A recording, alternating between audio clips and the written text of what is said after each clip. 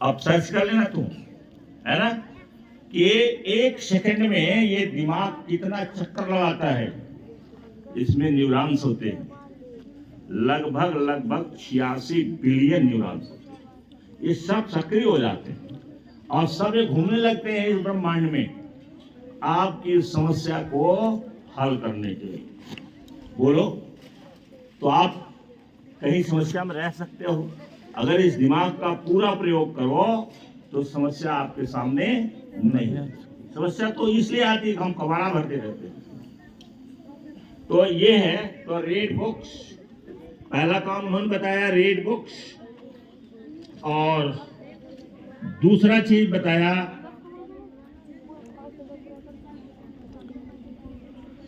और जब पढ़िए तो उसके बारे में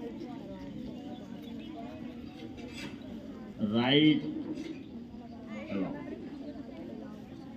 जब पढ़िए तो किताब में जो है उसमें आप ये लिखना शुरू करिए कि इसमें क्या क्या लिखा गया।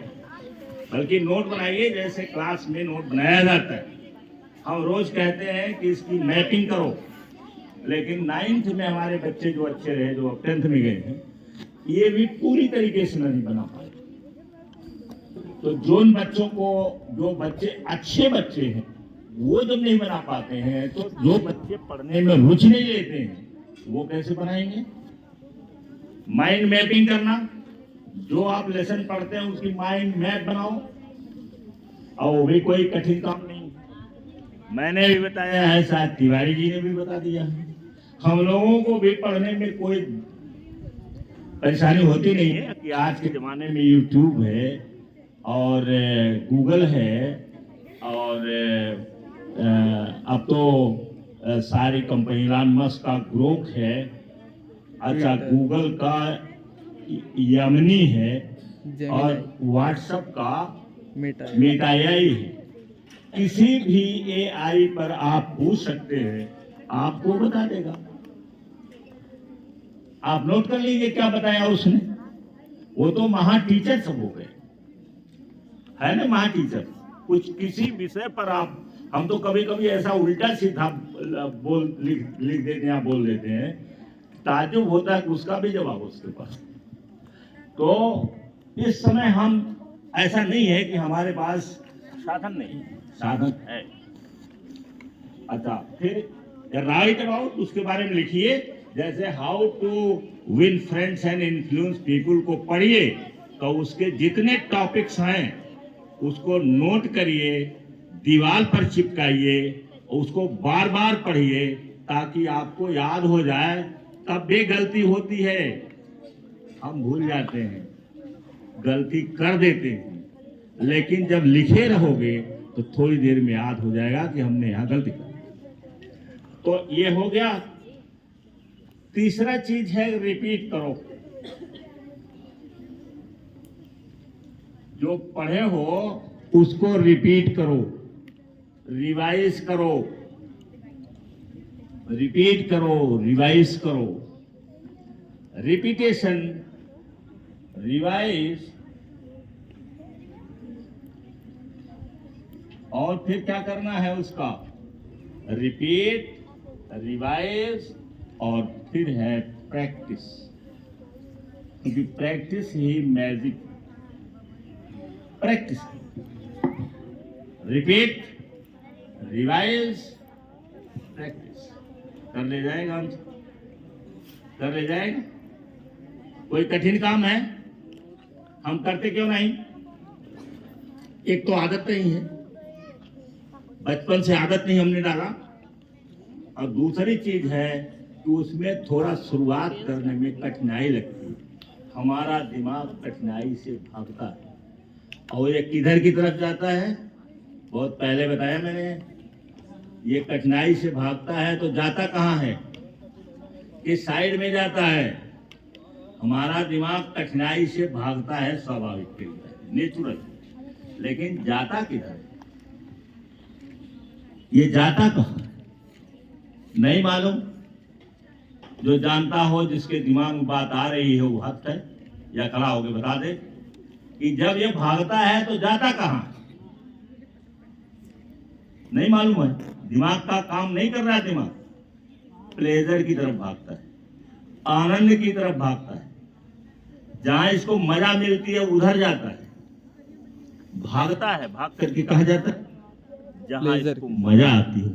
इसलिए प्रैक्टिस को इतना प्रैक्टिस करो कि ये तुम्हारे लिए आनंद का विषय हो जाए, तब दिमाग तुम्हारा नहीं भागेगा। जब किसी चीज को आप आनंद से जोड़ लोगे तब वो नहीं भागेगा। यही रहस्य है इसका, यही रहस्य है कि हम आदत को कैसे बदले। जो कठिन लगती है आदत वो हम करेंगे नहीं, इसलिए उस आदत को हम आनंद में बदल दें। और जब आनंद में बदलेंगे तो दिमाग बार बार जा करके उस पर काम करेगा। समझ रहे हो ना? तो उन्होंने बताया तीसरा चीज के रिपीट करो, और चौथा चीज बताया है उन्होंने ग्रेटिट्यूड। ये ग्रेटिट्यूड क्या है? ग्रेटिट्यूड साक्षी क्या है ग्रेटिट्यूड? हाँ, कोई एक गिलास पानी पियाए तो उसको थैंक्स बोलिए, उसके एहसानमंद रहिए। अगर वो आपको जगह दे दे बैठने के लिए तो आप उसका आसान मानिए, उसको थैंक्स बोलिए। कोई आपकी 5 रुपया की मदद कर दे और आपको जरूरत है 1000 की, लेकिन अगर वो 5 रुपया दे देता है तो ये मत मुंह बनाइए कि 5 रुपए में क्या होना है। ये नहीं, 5 रुपया दिया ना उसने, आप उसको थैंक यू बोलिए, धन्यवाद बोलिए। आपका बैग किसी ने उठा करके आपको दे दिया, उसका क्या बोलिए?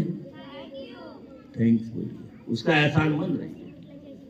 हमारे यहाँ यही नहीं है, हमारे यहाँ सब सिखाया नहीं जाता है नहीं है। कितने लड़के हमारे पढ़ाए हुए हैं, हमें देखेंगे या तो भाग जाएंगे वहां से, या तो बहया होकर के वही काम करेंगे, सोचेंगे क्या करते करेंगे हमारा। हमने बेटा हम तो कुछ नहीं कर पाएंगे, लेकिन तू ही करेगा अपने लिए। तुम ऐसे रह जाएगा, बाद में 15,000 की नौकरी करेगा या किसी गाड़ी वाड़ी चला करके चोरी और ठगी करेगा। इसके अलावा तुम्हारे पास कोई रास्ता नहीं। डट करके कहीं बोलने की हिम्मत नहीं रहेगी। समझ रहे ना? बेईमानी का काम ये आपके मनोबल को डाउन करता है, आप बोल नहीं सकते कुछ। तो ये हो गया, और 5वां लिख देता हूं क्योंकि टाइम ज्यादा हो गया होगा मुझे लगता है। 5वां चीज है हाई वाइब्रेशन।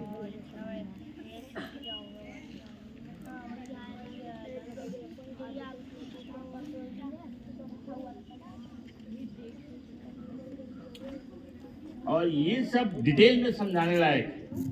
वाइब्रेशन क्या है कि दुनिया पूरा वाइब्रेट करती है, सभी चीजें वाइब्रेट करती हैं। और अगर आपका हाई वाइब्रेशन रहेगा, अब ये सीखना पड़ेगा।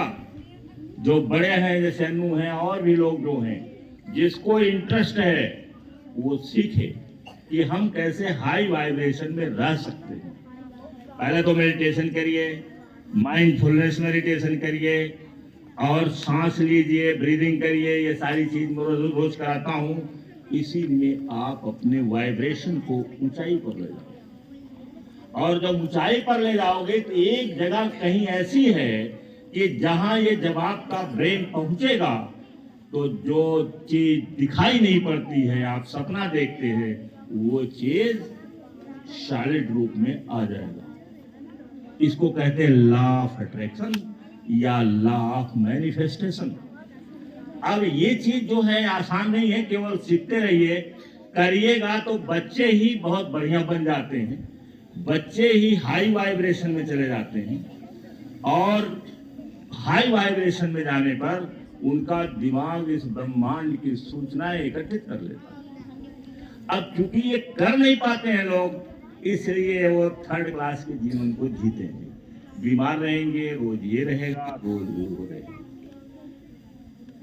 ये और हाई वाइब्रेशन पर जाने पर, ऊंचाई पर जब दिमाग आपका पहुंच जाएगा, जहां आप शून्य होना शुरू कर देंगे, वो जो दशा है आपके लिए सबसे हायर कॉन्शसनेस की जगह होती। बहुत सारी चीज है, जब आप घुस जाइएगा उसमें तब जानिएगा, तब जानिएगा कि ये होता क्या है। अब इसके लिए ट्रेनिंग की जरूरत हो, इसीलिए लोग बहुत पैसे लेते हैं, क्योंकि बिना पैसे का आप सीखो जाओगे तो आपको फायदा नहीं करेगा। अगर बिना पैसे की किताब चाहो, बिना पैसे की पढ़ना चाहो, बिना पैसे के सब कुछ चाहो, आपको कोई लाभ उससे मिलने वाला नहीं। हमेशा पैसा दे करके तब काम करें, परिश्रम करने के बाद तब आपका प्राप्त करें। तो थैंक यू वेरी मच। और मुझे उम्मीद है